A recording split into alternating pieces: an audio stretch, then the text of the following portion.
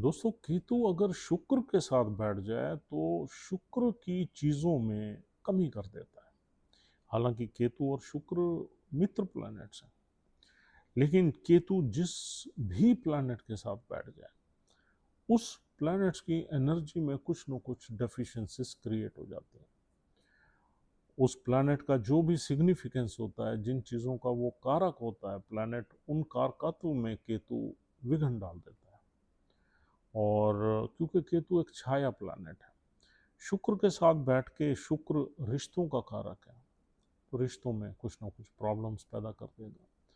शुक्र से हम देखते हैं वैभव, यानी कि लग्जरी, गाड़ियाँ और अच्छा खान पान, अच्छा घूमना फिरना, फैशन, इन सब चीज़ों में केतु कुछ न कुछ हिंड्रेंसेस पैदा करेगा, कुछ न कुछ रुकावटें पैदा करेगा और आपको रिश्तों से थोड़ा जुदा करेगा, आपको कुछ सिंप्लिसिटी की तरफ ले जाएगा, फैशन से थोड़ा सा अलग करेगा।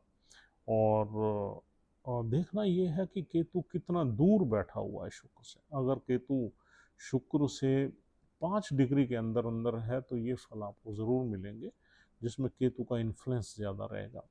अगर शुक्र और केतु काफ़ी दूर बैठे हुए हैं तो ये चीज़ें हम मान सकते हैं कि इनमें आपको इसके फल कम मिलेंगे। एक और चीज़ यहाँ पर बहुत इम्पॉर्टेंट है देखना कि केतु किस नक्षत्र में बैठा हुआ है। सपोज केतु शुक्र के ही नक्षत्र में बैठा हुआ है तो फिर शुक्र का बोलबाला रहेगा, फिर तो शुक्र के हिसाब से ही केतु काम करेगा, क्योंकि constellation is just like a house in which the planet is placed. अगर केतु ही शुक्र के घर में बैठा हुआ है तो फिर उसमें तो शुक्र की चलेगी अनडाउटेडली, तो उसमें ये चीज़ें नहीं आएंगी। हाँ, केतु अगर किसी और नक्षत्र में है और शुक्र के नज़दीक बैठा हुआ है तो it will definitely impact Venus, क्योंकि अब वीनस की नहीं चल रही, केतु इज वर्किंग इंडिपेंडेंटली या उस नक्षत्र के लॉर्ड के हिसाब से काम कर रहा है।